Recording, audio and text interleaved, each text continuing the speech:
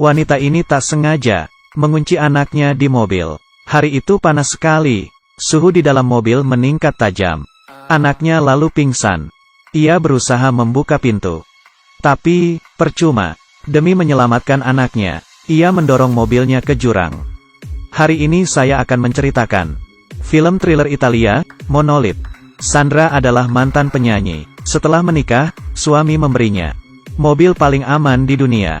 Badan mobil terbuat dari I1 karbon nanofiber I0 yang berfungsi sebagai anti ledak. Mobil itu memiliki sistem kecerdasan buatan termutakhir sehingga menjamin keamanan penumpang.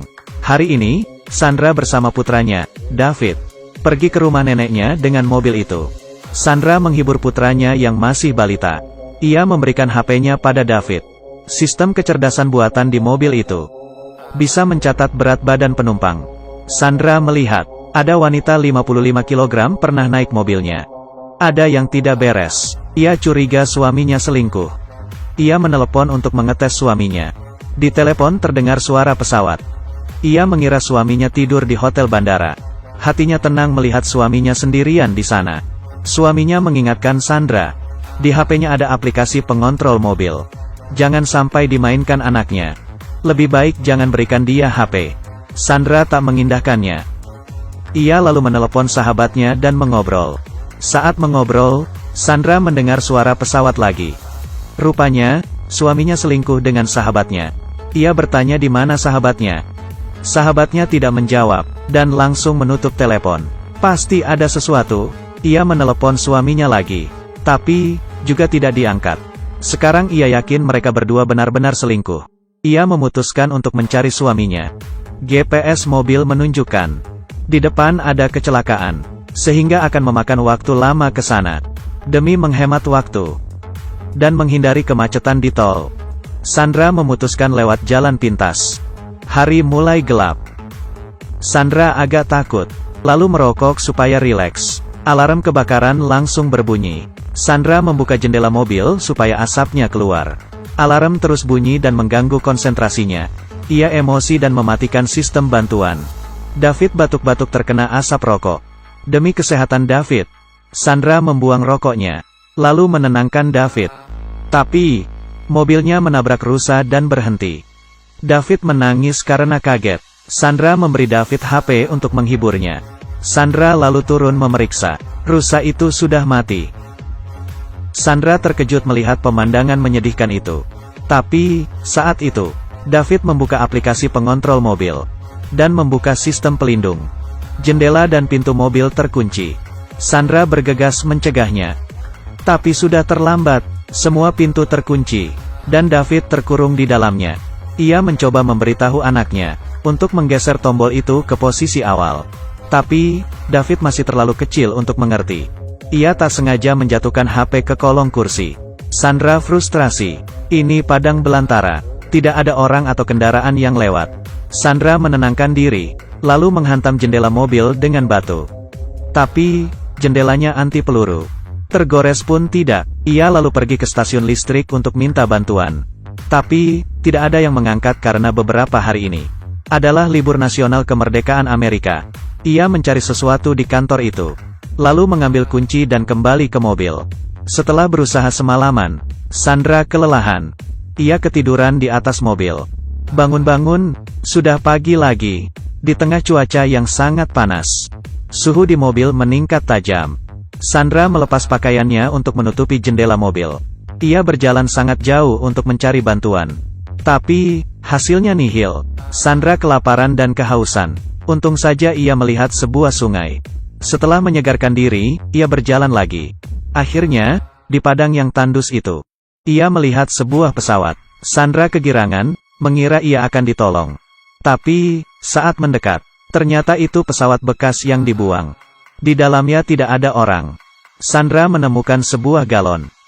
Ia menuang air di galon ke mobil untuk mendinginkan suhu. Tapi, David pingsan.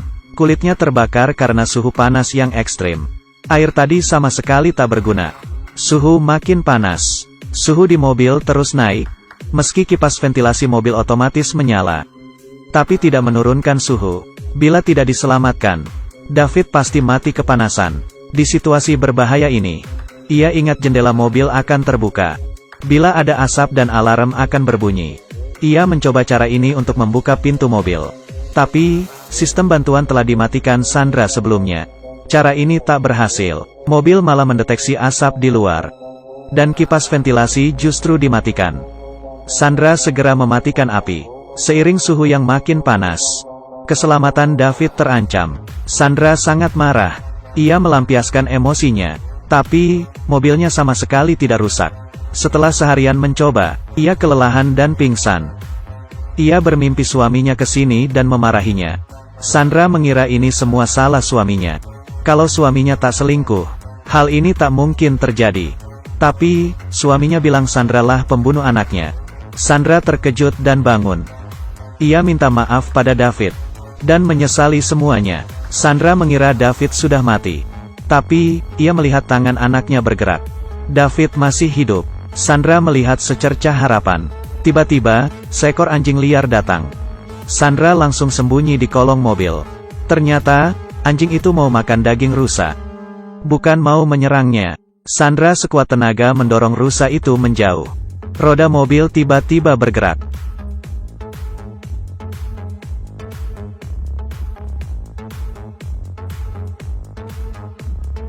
Tiba-tiba sebuah ide nekat melintas di benak Sandra.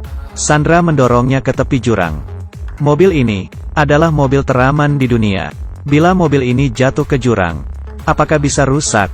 Sandra lalu menjatuhkan mobil itu. Saat mobilnya jatuh, sistem keamanan akhirnya hidup lagi. Mobil jatuh dengan keras dan mendarat dengan sempurna. Sandra menyusul ke bawah. Akhirnya keajaiban terjadi. Meski mobil itu masih utuh, tapi pintunya bisa dibuka. Ia segera menggendong David ke tempat teduh. Untuk menghirup udara segar. David masih pingsan. Mereka langsung pergi ke rumah sakit. Tapi, sekarang mobilnya di bawah jurang. Demi nyawa David, Sandra menyetel mode alam liar. Ia menginjak gas sekencang mungkin. Melaju dengan kecepatan maksimal. Mobil melaju ke atas tebing dengan daya luar biasa. Setelah perjuangan panjang, David berhasil melewati masa kritis. Mobil ini sangat luar biasa. Dan berhasil menyelamatkan mereka berdua. Dari cerita ini kita bisa belajar. Teknologi dan kecerdasan buatan. Seperti pisau bermata dua. Berkatnya, hidup kita semakin mudah. Tapi, kita akan terjerumus bila tak hati-hati. Saat mengemudi, kendalikan dirimu dengan baik. Jangan biarkan emosi mempengaruhi Anda. Ceritaku sampai di sini. Sampai jumpa.